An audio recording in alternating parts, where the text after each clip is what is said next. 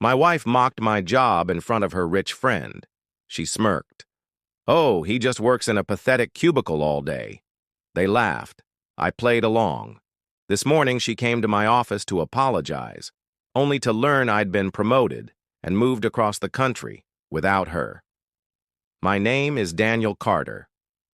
Here's how one night with overpriced Chardonnay torched a marriage and launched my exit.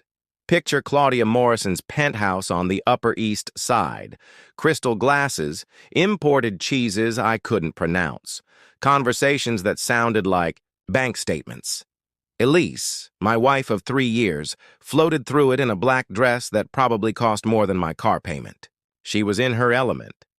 I was counting minutes. Then Claudia's husband, Marcus, decided to stir the pot. "So, Daniel," he said, swirling his wine like he owned the vineyard.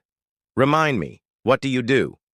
Before I could answer, Elise performed. "Oh, Daniel," she smirked. "He just works in a pathetic little cubicle all day." Silence. Then Claudia gasped. "So he's basically a secretary?" Elise threw her head back and laughed. "Exactly. While real power players close deals, my Daniel types his little spreadsheets." The room erupted. I lifted my glass and smiled. Guilty as charged. Somebody's got to keep those spreadsheets straight. But while they laughed, something in me clicked. I wasn't angry. I was clear. Elise thought I was safe Daniel, reliable Daniel, the backup plan. She believed she could humiliate me publicly, and I'd still carry her purse home. She had no idea that pathetic cubicle was about to become a launch pad. For 6 months, I'd been in line for a huge promotion, triple the pay, stock, and a transfer to our new headquarters in Seattle. I was going to surprise her. After her little show, I planned a different surprise. I went home and started Operation Perfect Husband. Breakfast in bed, fresh flowers, weekend getaway, thoughtful texts. She loved it. She bragged to her friends that I was finally stepping up. Meanwhile, at lunch, I signed relocation papers, scheduled movers, and changed accounts. Elise kept talking about a new coworker, Liam.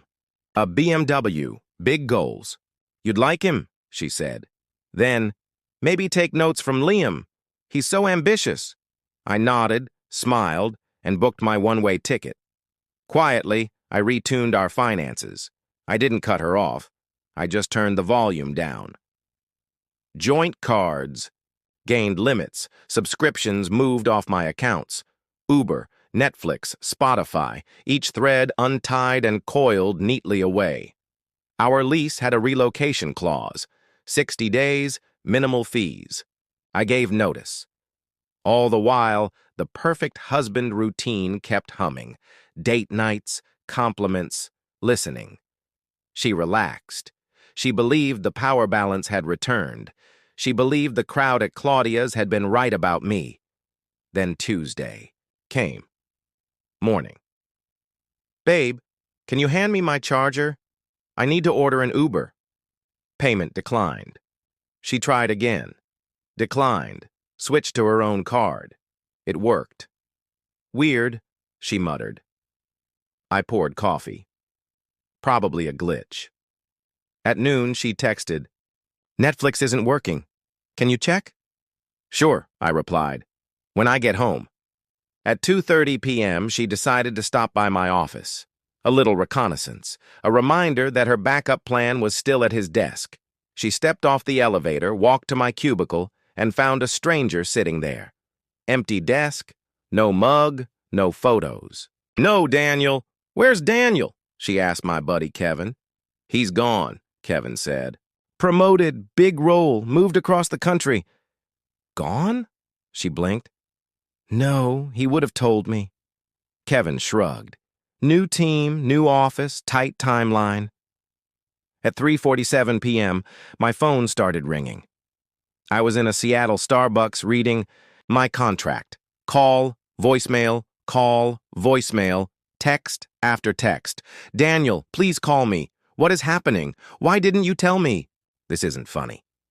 At 9 p.m., after 30 missed calls, I sent one reply. Don't worry, Elise. I found a better opportunity. You understand, right?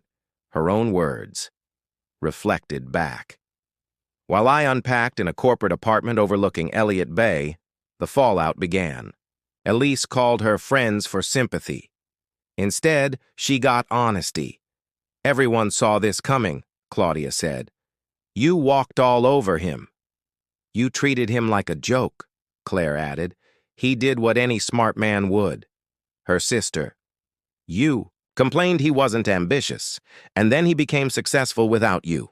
What did you expect? As the social support evaporated, her backup plan did too. Liam loved the attention while she was taken. Once she was single, he suddenly cared about workplace dynamics. Translation, he vanished. Meanwhile, the quiet consequences arrived. Subscriptions needed her card. Uber wanted updates. Budgets mattered. Without the safety net she'd ridiculed, Manhattan got expensive. Fast. 5 days later, she texted, I don't need anything. I just want to hear your voice. Once. I looked out at the Seattle skyline and understood the truth. She didn't want me. She wanted the net back. I deleted the message. In Seattle, my work thrived. Corner office, team to lead, decisions that mattered. For the first time in years, I had silence. No digs about ambition, no performance dinners, no living as someone's prop. Here's what that night taught me. Love without respect is humiliation in formal wear. A partner is not a placeholder. A marriage is not a social media campaign. She thought she knew me.